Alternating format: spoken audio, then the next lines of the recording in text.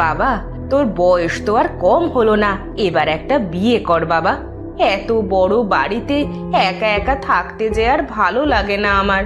তুই আর তোর বাবা তো সব সময় ব্যবসার কাজে বাইরে বাইরে থাকিস, এই বাড়িতে আমায় একা থাকতে হয়।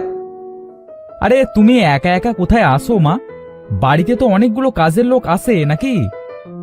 ওরা কি আর ওদের কাজ ফেলে আমার সাথে গল্প করে বাবা?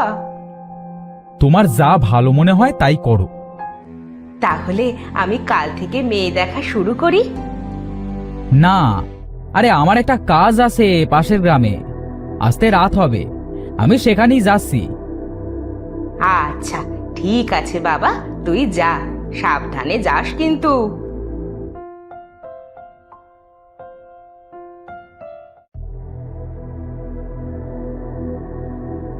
তুমি এসেছো বাড়িতে, একটা ভালো খবর আছে। ভালো খবর আছে? কি ভালো খবর? ছেলে আমার বিয়ে করতে রাজি হয়েছে। যাক, ছেলেটার এতদিনে সুবুদ্ধি হলো। এই আমার বন্ধু সুমনের একটা মেয়ে আছে, নাম গৌরী, আর দেখতে খুব সুন্দর। আরে, গৌরীকে তো আমি দেখেছি ছোটবেলায়, খুব সুন্দর দেখতে, আমার ছেলের সাথে বেশ মানাবে। তাহলে কালকেই আমরা সুমনের বাড়িতে যাব, কেমন? এখন আমাকে কিছু খেতে দাও তো। তুমি বসো, আমি তোমার খাবার দিচ্ছি।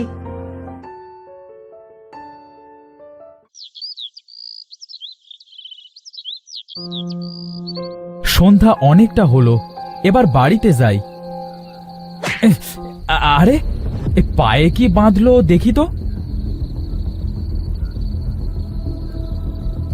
আরে, এটা তো একটা বোতল।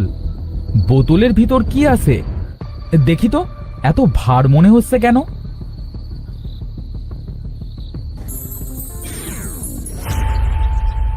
ধন্যবাদ তোমাকে বীর, আমি খেলতে খেলতে এই বোতলের ভিতরে বন্দি হয়ে গিয়েছিলাম, আর বের হতে পারছিলাম না। তুমি আমাকে বোতলের ভিতর থেকে বের করেছো। কে তুমি? আমি হলাম পরী। তুমি খুব সুন্দর বীর, এত সুন্দর মানুষ আমি আগে দেখিনি। আমি তোমাকে ভালোবেসে ফেলেছি বীর। তোমার কি মাথা খারাপ নাকি? তুমি পড়ি আর আমি মানুষ, তুমি আমাকে কেমনে ভালোবাসবে? আচ্ছা, অনেক রাত হয়ে যাচ্ছে, আমি এখন আসি। আর একটু থাকো না বীর আমার কাছে। তুমি আমাকে পাত্তা না দিলেও আমি তোমাকেই ভালোবেসে যাব বীর। এখন আমি পরী রাজ্যে যাই, দেখি বাবা মা কেমন আছে।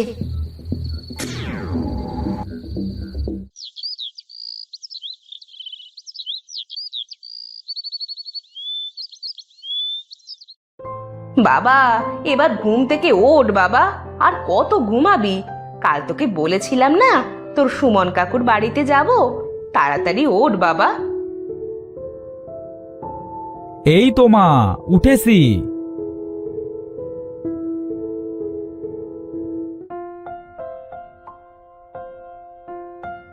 মা, আমি তৈরি, এইবার চলো। হ্যাঁ, আমরাও তৈরি, চলো এবার আমরা বেরিয়ে পড়ি।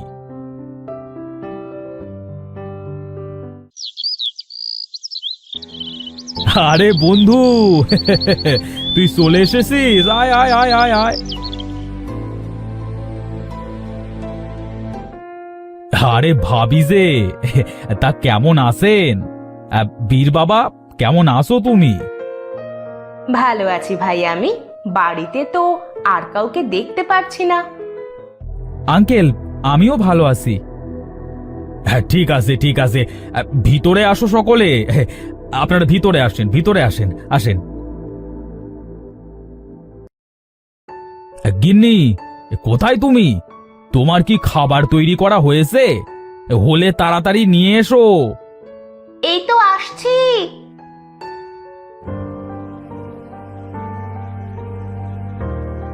আপনারা সকলে ভালো আছেন তো?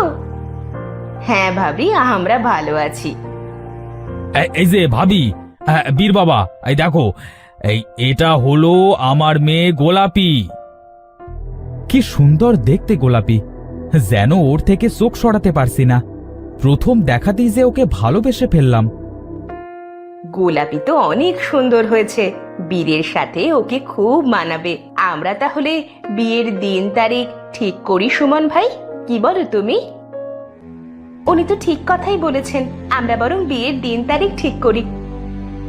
আপনারা এবার খাবারটা খেয়ে নিন। আজ তাহলে আমরা আসি? না, আজ কোথাও যাওয়া হবে না। আজকে আমাদের বাড়িতেই থাকবি। এই গোলাপি মা, তুই এক কাজ কর। কি কাজ বাবা? তুই বীর বাবাকে নিয়ে ঘুরতে যা। আরে এটাই তো চাচ্ছিলাম এত সময়। যাক, এবার একটু দুজনে গল্প করা যাবে।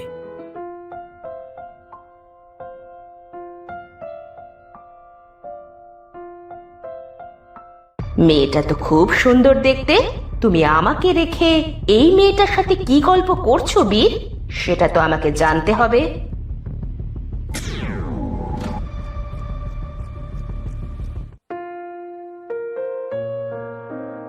আরে এই দেখুন কি সুন্দর পাখি। হ্যাঁ, এই পাখিটা সত্যি সুন্দর, কিন্তু তার থেকে তুমি বেশি সুন্দর। আরে আমার সামনে এমন লজ্জা পাচ্ছ কেন? আর তো মোটে 3-4 দিন, তারপরই তো তুমি আমার বউ হবে।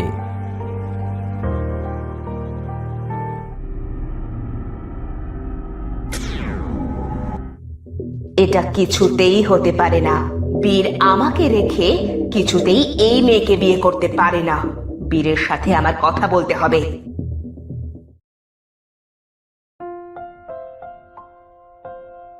অনেক ঘুরেছি, এবার বাড়িতে চলুন।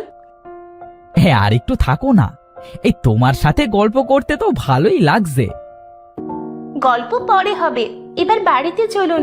বেশি দেরি হলে বাবা মা চিন্তা করবেন। এই তো বীর আর গোলাপি চলে এসেছে। আঁখি, এবার ওঠো ওঠো। তাহলে তোরা সত্যিই থাকবি না? না রে ভাই, বিয়ের তো আর দেরি নেই। এই বাড়িতে যে অনেক কাজ করতে হবে।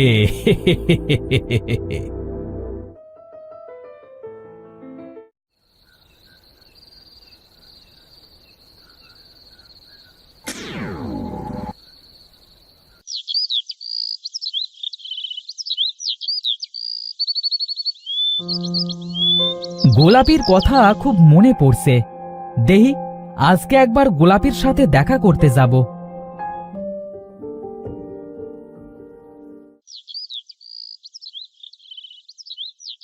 বীর, কেমন আছো তুমি? শুনলাম তুমি নাকি বিয়ে করছো।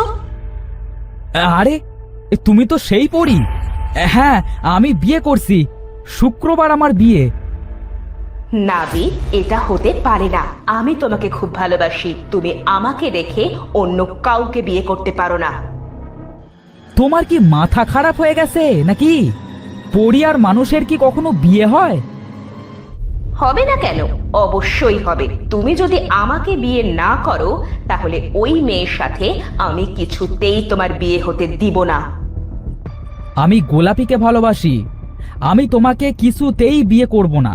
দেখি তুমি কিভাবে আমাকে বিয়ে করো। বিয়ে তোমার ঠিকই হবে, আর সেটা হবে আমার সাথে। আমি গোলাপিকে বন্দি করে গোলাপি সেজে তোমাকে বিয়ে করব।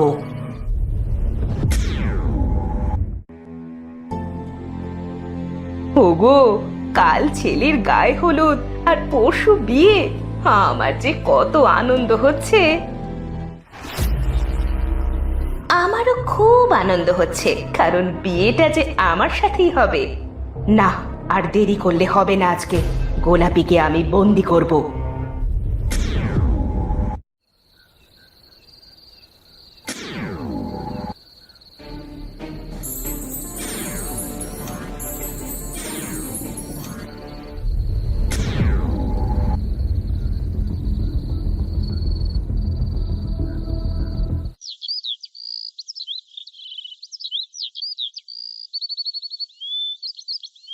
সেই অনেক সকালে এসেছি গোলাপির সাথে দেখা করতে, এসে অনেকটা দেরি হয়ে গেল। বাড়িতে হয়তো এত সময় সবাই চিন্তা করছে।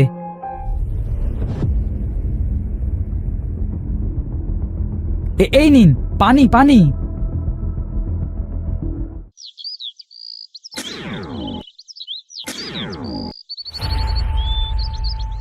আরে কে আপনি? এটা আপনার কেমন রূপ?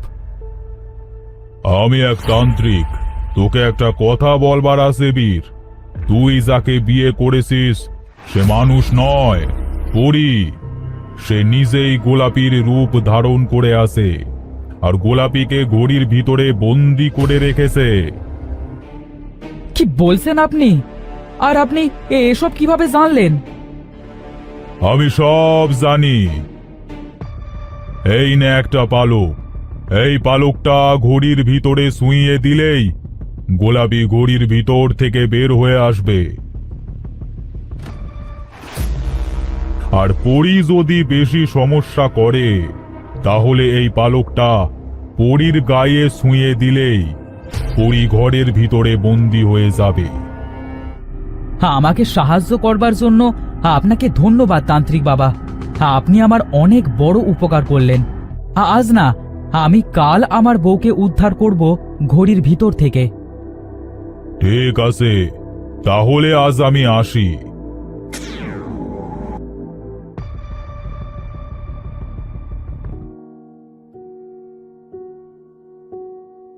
তাড়াতাড়ি চল বাবা, দেরি হয়ে যাচ্ছে। সুমন বারবার ফোন দিচ্ছে। হ্যাঁ বাবা চলো, আজ যে আমার ওখানে অনেক কাজ।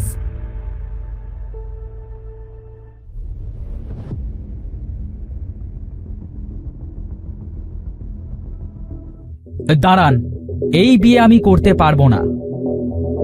কেন বাবা, কি হয়েছে? এই বিয়ে তুমি কেন করতে পারবে না? কারণ এ গোলাপি নয়, এ হচ্ছে একটা পরী। কি বলছো তুমি এসব বীর? বাবা, এসব মিথ্যে কথা। তাই নাকি? সব মিথ্যে কথা।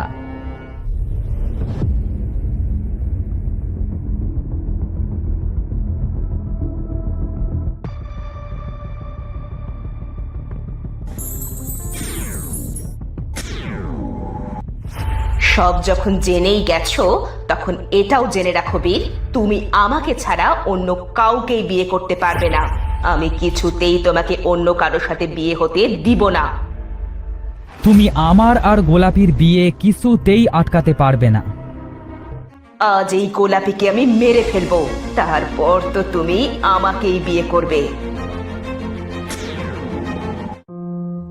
ভয় পেও না গোলাপি, তোমাকে পরী আর কিছুই করতে পারবে না। আমার ঘড়ির ভিতরে থাকতে খুব কষ্ট হয়েছে, আপনার জন্যই আমি মুক্তি পেলাম। তুই ঘড়ির ভিতরে গেলি কিভাবে? আমি বলছি আপনাদের।